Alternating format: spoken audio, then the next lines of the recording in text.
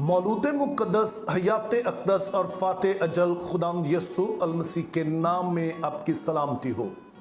आज की इस वीडियो में मैं 3 इंतहाई अहम बातें आपके साथ करना चाहता हूं। तो उनमें से पहली बात यह है कि ये कायनात खुदा ने अपने जलाल के लिए खलक की है, और उसके बाद जो कुछ भी खुदा इस दुनिया में करता है उसका सबब यह है कि उसके अपने प्लान्स हैं जिनको पूरा करने के लिए वो उन सारी कामों को करता है। और चूंकि खुदा भला है तो इस वजह से जो कुछ भी वो करता है उसका अल्टीमेटली फायदा जो है वो इस कायनात को और इस कायनात में बसने वालों को होता है। लेकिन बहरहाल वो मकासद खुदा के अपने हैं और खुदा जो है उन मकासद को पूरा करने के लिए इस कायनात में जो भी वो करना चाहता है वो करता है। तो यूं हमने समझना है कि अगरचे खुदा की मोहब्बत का महवर इंसान है, लेकिन इस कायनात का जो महवर है वो खुद खुदा है। दूसरी बात जो हमने याद रखनी है वो ये है कि खुदा जब इस दुनिया में काम करता है तो वो 2 तरह से काम करता है। एक तरीका जिससे आप बखूबी वाकिफ हैं, जिसका अक्सर आप जिक्र भी करते हैं, और वो है कि खुदा मौजज़ात के जरिए से इस दुनिया में काम करता है। लेकिन यहां पर मौजज़े का मतलब समझना जरूरी है। मौजज़े का मतलब होता है कि इस तरह से खुदा काम करे कि वो कानूने कुदरत को मुअत्तल कर दे, यानी कि कोई ऐसा काम करे जो कि कुदरती तौर पर मुमकिन नहीं है, उसमें अपनी कुदरत को इस तरह से जारी करे कि कानूने कुदरत वक्ती तौर पर मुअत्तल हो जाए और फिर वो काम वकूअ पज़ीर हो, तो इसको हम मौजज़ा कहते हैं। मिसाल के तौर पर जब यसू मसीह ने पानी को मैं बनाया तो यह मौजज़ा था, चूंकि पानी की अपनी प्रॉपर्टीज हैं, मैं की अपनी हैं, लेकिन यसू मसीह की बराह रास्त कुदरत के सबब से वो पानी जो है वो मैं में तब्दील हो जाता है। तो ये मौजज़ा है। ताहम याद रहे कि मौजज़ात जो हैं अगरचे कि वो दुनिया में होते हैं, हो रहे हैं और होते रहेंगे, लेकिन खुदा का जो म्यारी तरीका है दुनिया में काम करने का वो परवरदिगारी है। परवरदिगारी का मतलब होता है कि खुदा जो इस दुनिया में निज़ाम ठहराए हैं, जो कानून कुदरत ठहराया है, खुदा उसको चलने देता है। लेकिन उन सभी में खुदा इस तरह से अपना इख्तियार को जाहिर करता है, इस तरह से इन चीज़ों को ढालता है कि अल्टीमेटली उसका मकासद पूरे हो जाएं। लोगों की नज़र में वो एक नॉर्मल तरीके से ही चीज़ें चल रही हैं, और बाज़ औक़ात वो कहते हैं कि ये एक इत्तफाक है, लेकिन बाइबल मुक़द्दस में बताती है कि खुदा के लोगों की जिंदगी में इत्तफाकात नहीं होते हैं बल्कि परवरदिगारी होती है, और खुदा है जो चीज़ों को इस तरह से कंट्रोल कर रहा होता है कि इन्हीं चीज़ों को इस्तेमाल करके वो अपने जलाल को जाहिर करे और अपने मकासद को पूरा करे।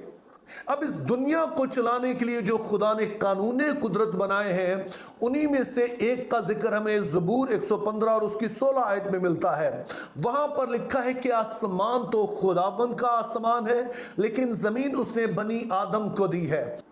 इसका मतलब है कि अगरचे कि पूरी कायनात खुदा की है, लेकिन खुदा ने जब इस जमीन को बनाया तो इसका इख्तियार जो है, इसका नज़्मो नस्क जो है वो इसने इंसान के सुपुर्द कर दिया है। इसलिए अब खुदा जब इस दुनिया में काम करता है तो वो इंसानों के वसीले से काम करता है। अब इस बात को हम जितनी जल्दी समझ आए वो अच्छा है। इस बात को समझना क्यों जरूरी है? वो इसलिए कि जब खुदा ने हमें अपने लोग बनाया है, सिर्फ खादमों की बात नहीं कर रहा, हम सभी के सभी, चाहे हम आम मसीही हैं, चाहे हम पास्टर हैं या कोई भी ओहदा हमारे पास है, हम सारे के सारे इस दुनिया में इसलिए हैं ताकि हमारे वसीले से खुदा के मकासद पूरे हो सके। ये जानना इंतहाई अहम है, चूंकि हमारी सोच के साथ बहुत बड़ा मसला है। हम जब खुदा के पास आते हैं तो हम कहते हैं कि खुदा हमारे कुछ मकासद हैं और इन मकासद को पूरा करने में तो हमारी मदद कर, तो हम तेरी इबादत करेंगे। ये बात जब हम समझ जाएंगे कि खुदा इस दुनिया में इंसानों के वसीले सब कुछ करता है, तो आपको अपनी कदरों कीमत का एहसास होगा। तो इससे आपको ये पता चले چلے گا کہ جب خدا ہمیں نجات دیتا ہے، اپنے لوگ بناتا ہے، تو صرف اس لیے نہیں کہ ہمارے چند مسئلے حل ہو جائیں، بلکہ وہ آپ کو ایک وسیلے کے طور پر لے رہا ہے تاکہ آپ کے ذریعے سے وہ اس دنیا میں جو بھی اس کے مقاصد ہیں ان کو وہ پورا کر سکے۔ اور ساتھ ہی ہم نے یاد رکھنا ہے کہ صرف خدا انسانوں کو نہیں لیتا ہے، بلکہ دنیا میں اس نے جو کچھ رکھا ہے یہ بھی اسی کا ہے، اور وہ اس دنیا کی چیزوں کو ہی استعمال کرتا، اس دنیا میں جو نظام ہے انہیں ہی استعمال کرتا، اور ان کے ذریعے سے پھر اس زمین پر وہ اپنے تمام کاموں کو سر انجام دیتا ہے۔ اس بات کو سمجھنا بھی ضروری ہے، چونکہ جب ہم خداوند کو قبول کر لیتے ہیں تو بہت سارے سمجھتے ہیں کہ اب ہمارا جو واحد مقصد ہے وہ نئے یروشلم میں جانا ہے، جو بے شک سچ ہے، اور وہی ہماری امید اور ہماری الٹیمیٹ جو ہے وہ خوشی ہے کہ ہم وہاں پر جائیں۔ لیکن یہ دنیا جو ہے یہ بیکار جگہ نہیں ہے، بلکہ اسی دنیا کے وسائل، اسی دنیا کا نظام اور جو کچھ بھی ہے، اس کو جو ہے وہ خدا نے استعمال کرنا ہے تاکہ الٹیمیٹلی اپنا مقصد پورا وہ کر سکے۔ مثال کے طور پر جب خدا نے بنی اسرائیل کو مصر میں پہنچانا تھا تاکہ وہاں پر وہ ایک قوم بن سکے، تو خدا نے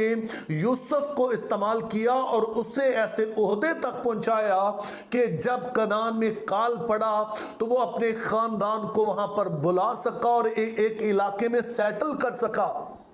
تو آپ دیکھتے ہیں کہ خدا نے اسے فضل دیا کہ وہ اس جگہ پر پہنچے تاکہ فرعون جو ہے وہ اس کی بات کو سن کر اس کی بات کو مان بھی سکے۔